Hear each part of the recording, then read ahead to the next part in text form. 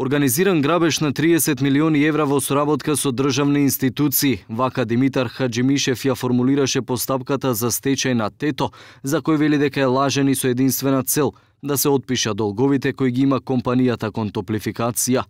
Во целиот овој процес, Хаджимишев вели дека се вмешани и судии од Скопска апелација, кои постојано ги преиначуваат пресудите на основниот суд. Тој совет кој сега решавал, тој решава за 4 наши спора, од кои 2 или 3 преодлучува, значи практично првостепениот носи едно, она е преиначува пресудата, а на врховен не е преиначува. Значи, моќта на структурите е најверојатно до апелација. Токму одлуката на Врховниот суд дека Тето треба да ги врати заемите земени од Топлификација во висина од 30 милиони евра со камати, според Хаджимишев е причината Тето да се предложи стечај сама на себе.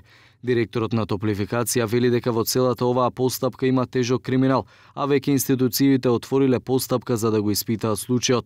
Една од нив, потврди Хаджимишев, е финансиската полиција, но оттаму не успеавме да добиеме информација докаде е случајот и против кого се води. Тој вели дека Тето правел загуби во периодот од 2013 до 2017 година, бидејќи бил условен да купува природен газ од офшор компанија, потоа истиот да го продава на македонска фирма, која на крајот го извезувала надвор од земјата.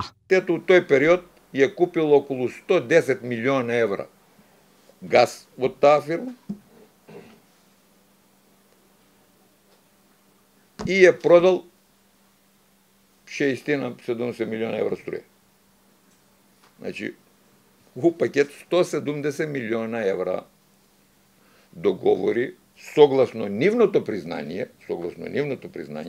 биле непазарно процесуирани. Според Хаджимишев, долга е листата на кој Тето им останал должен во периодот кога се правел планот за реорганизација. Тој вели дека сумата достигнува повеќе од 40 милиони евра, а меѓу нив за наплата од Тето чекаат Комерцијална банка и турската фирма Гама Гуч.